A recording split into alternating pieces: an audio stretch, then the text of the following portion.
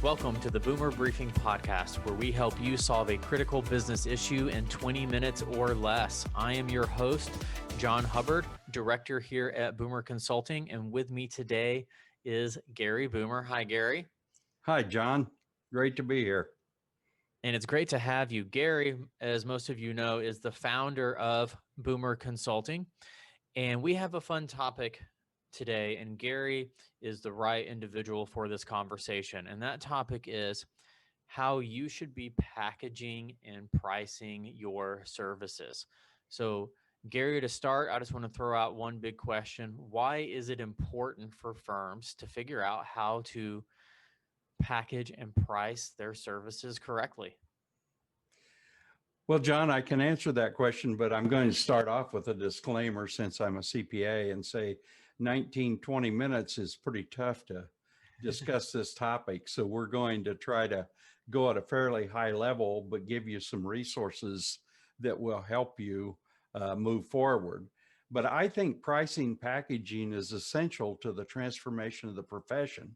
That, along with upskilling, are two of the biggest challenges for most firms. I've warned of this for over 30 years, starting with the advent of the mini computer in the early 1980s, and then the PC and networks in the mid 80s. So it's been around our profession for quite some time. Initially, the impact was primarily just on a tax practice, but today technology impacts every service and product. It also impacts our clients. And selling hours is not a measure of value. And this business model that we've been using in the accounting profession, we're being commoditized. So we've got to change some mindsets out there. And I'm just going to give you a few as examples to get started. The day I entered the profession, I was told by the founding partner of the firm that time is money. Well, I've since learned that isn't necessarily true. They also said value is determined by effort. So work hard, work a lot of hours. And then in the firm, the only people that were chargeable were the accountants. And I think other skills, rather than be viewed as administrative or as non-chargeable, should be evaluated in the value proposition you're providing your clients. And finally, pricing is only done by partners. Well, most partners have never been trained in pricing theories, but I have seen some positive. In the pandemic over the last 8 months, I've probably seen more movement in this area than I had in the prior 5 years. So we're going to talk about some of the positive as well as the challenges. That's a great setup, Gary. So since we are limited on time, what tips, recommendations, or solutions do you have for firms to package and price their services better? Well, what we've seen the last 8 months is firms are being more cognizant of their pricing, billing, and collection processes. And they've even started to automate these and standardize the processes in a firm rather than have a different process for each partner. But a combination of Lean Six Sigma and technology engagements can produce significant results. And I've really been studying pricing for the past 25 years, and Ron Baker has been the visionary and leader in the value pricing effort. But unfortunately, many in the profession did not listen or learn from Ron, and they confused value billing with value pricing, which are totally different. So over the past 3 years, we've seen a trend towards subscription pricing, where services are bundled or packaged upon the client's wants and needs. And the first step firms have to do is have an inventory and prepare a menu of services. So that'd be step number one. And other businesses do this much better than CPAs in our profession, like salons, restaurants, auto repair and maintenance companies. They all do this. This is part of their business model. So we're seeing many firms move towards proposal software to provide a consistent look and pricing across the firm. Scope creep's always been an issue in the accounting profession, and some firms use change orders. But the big issue with change orders, the timing that you need to do them before you do the additional work. And finally, another rule of pricing, and one that CPAs violate, um, you need to price with the client, not the service. And this really comes from Ron Baker again, and I'll talk a little bit more about a resource later on, but some clients want and are willing to pay more.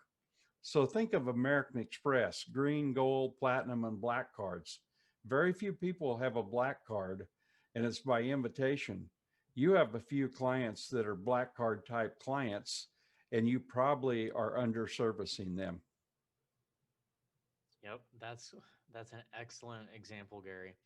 So let's say for those listeners that are listening to this podcast that they're bought in, right? Okay, I'm in alignment there. I have some ideas on how I want to package and price my services better. Speak a little bit, Gary, about some of the benefits you've seen firms have that once they do this, once they get their packaging and pricing right, what are some of the benefits they experience? Well, I think the biggest benefit is that they can expect to have the type of business and lifestyle they vision, plan, and develop, rather than a firm that may be experiencing what Joseph Schumpeter referred to as creative destruction. Many have entered a profession that has been disrupted by technology, or I prefer say enabled, and that depends upon your mindset. And some of the leaders out there are still resistant to change.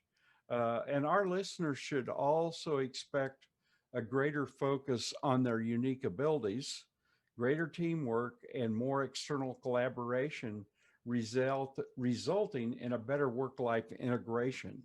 So we have independence rules as a profession, but those don't apply to advisory and consulting service. And independence rules can be a challenge to firms operating as one entity. And many of the larger firms, including the big four, have multiple entities. For example, wealth management, advisory, technology, they're different than their assurance practices. So other expectations, and one of the things that I've been working on is a new business model, is I think more may be less. So you may have fewer clients that take on more service offerings, and you're going to need to upskill, and you're going to work in a hybrid work environment going forward. So we call this Cloudlandia, the digital world. Your mindset will really dictate your ability to succeed and enjoy this lifestyle. As Confucius said, those that think they can and those that think they can't are both usually right. So your mindset's going to really control this. Right. And, I work with firms every day. I talk with at least one firm every day, um, in relation to helping them grow. And one common problem I hear every firm say is, I wish we had more cross sales. I wish more of our clients would use more of our services. And there are several reasons for that, but one of which is they're packaging and pricing their services incorrectly, or they're just not doing it correctly at all. Right. And so Absolutely. I think this touches on just a really important piece of that. And in those conversations with firms, we're learning that at least over the last couple years, and I don't see any reason why this would not be true for the future, that new revenue generation, right? If you think about firms having new revenue generation, 70 to 80% of that is coming out of existing clients. That's staggering, right? So when you think about packaging and pricing, it's not just about how to attract new clients, it's about how to expand the relationship with your current clients.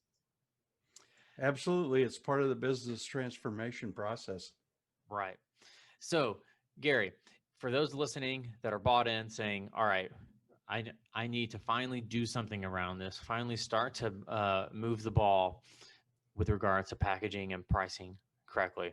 What's a recommendation you have for someone's next step? Well, I would say the first thing they need to do is start reading and learning and discussing and communicating this with their peers and clients. Uh, one of the things we like to say is you should avoid getting high on your own supply. And oftentimes within our own organizations, we just don't have the capability to change our processes, our strategy, our service. So I think you have to look to the outside. Now, I'm telling you, this is not unusual to our profession. And I really believe there are 5 stages that everyone goes through. So it's okay if you're feeling any of these today. One is skepticism. How can this be better than what we're doing? We're making a lot of money right now. The second is defensive, and that's where you get to justify where you're at today. And the third becomes more inquisitive. What are my peers doing? What are people outside the profession doing? And then I think you become scared. What if I don't do this? And that's really the motivational or turning point. And finally, you develop courage and confidence. Um, but the success we've experienced in this profession is probably our biggest obstacle to change. And one of my friends that's a managing partner is always quoted that says, partners with $100 bills in their ears don't hear very well.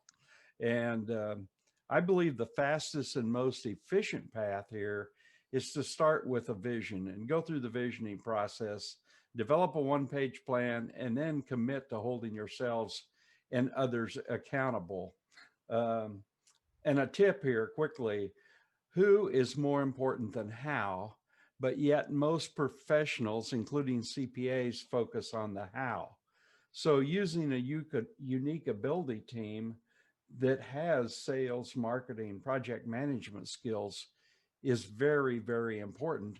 And I think we often look to accountants and expect accountants to learn these skills. And that's just not the way it's going to work in the future. Well, Gary, as always, really great conversation, really great insight. For those listeners, where can they find you on social media? Well, I'm on LinkedIn, Twitter, and Facebook. I'm not a big Facebook poster nor a Twitter poster, but some of the articles are on LinkedIn. I also have an article that I've written over the past 15 years on a monthly basis called Boomer's Blueprint. But the past year, I've really spent considerable time on updating and revising what I would call the A to C model, accounting, advisory, and consulting model. And this model, along with what we call the upside down budget, can really help you transform your firm and think differently. There's a lot of moving parts to an accounting firm, and they interact and impact each other. So you have to have a model to do that. But I'd challenge any of you to plug your numbers into the model and see. One of your biggest challenges and one of the things you're going to find is the number of clients you have under 1,000 or 500 or 2,000. And you're going to also see that you could be more automated and that your firm probably undervalues management, marketing, sales, and project management skills. So I like this quote from H.E. Lukoc that he once said, "No one can whistle a symphony. It takes a whole orchestra to play it." And he was a Yale professor and Methodist minister back in the period 1985 to 1960. I think we could learn a lot from that quote. So my closing comment is think, plan, and grow. I like that, Gary. And you mentioned Twitter and LinkedIn, and you've heard Gary has a wealth of knowledge on this topic, and he is posting information on those two sources as well. You mentioned your Boomer Briefing article that can be found on accountingtoday.com. That is where that article is housed. Well, Gary, as always, thank you for making time to sit down with us and to talk about this really important topic. My pleasure, John. And for those listeners, we have new episodes released every Tuesday. So stay tuned for the next one. Thanks so much. Bye.